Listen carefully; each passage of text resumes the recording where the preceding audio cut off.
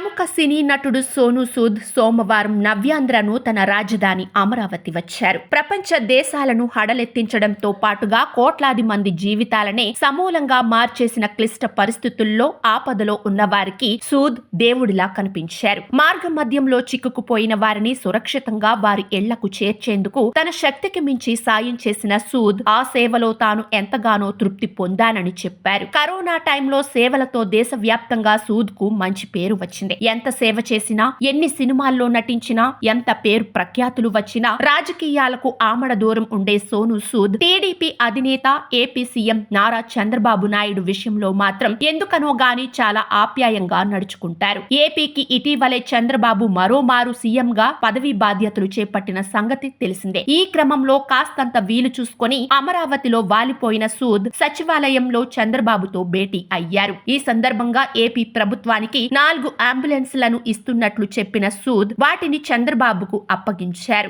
ఏపీకి తన వంతుగా తనకు చేతనైన సాయం చేసేందుకు ఎప్పుడూ సిద్ధంగానే ఉంటానని సూద్ తెలిపారు. ఆ తర్వాత బయటకు వచ్చిన సూద్ చంద్రబాబును కలిసేందుకే అమరావతి వచ్చానని పేర్కొన్నారు. చంద్రబాబు విధానాలంటే తనకు ఇష్టమని తెలిపారు. తెలుగు ప్రజలు అంటే తనకు ప్రత్యేకమైన అభిమానం ఉందన్నారు. అందుకే తెలుగు ప్రజలకు ఏదో ఒకటి చేయాలన్న ఉద్దేశంతోనే అంబులెన్స్లను రాష్ట్ర ప్రభుత్వానికి అందించానన్నారు. రాజకీయాలు అంటే తనకు ఇంట్రెస్ట్ లేదని తెలిపారు. అయితే ఏపీ అభివృద్ధికి తన వంతుగా సాయం చేసేందుకు మాత్రం సిద్ధంగా ఉన్నానన్నారు. అందులో భాగంగా ఏపీకి బ్రాండ్ అంబాసిడర్ గా పనిచేయమన్నా చేస్తానని చెప్పారు. కరోనా సమయంలో తాను చేసిన సాయాన్ని ఏ నాయకుడి వద్ద కూడా చెప్పుకోని సూద్ ఒక్క చంద్రబాబు వద్ద మాత్రమే చెప్పుకున్నారు. ఆ సందర్భంగా చంద్రబాబు సూద్ల భేటీ దేశవ్యాప్తంగా ప్రాధాన్యం సంతరించుకుంది.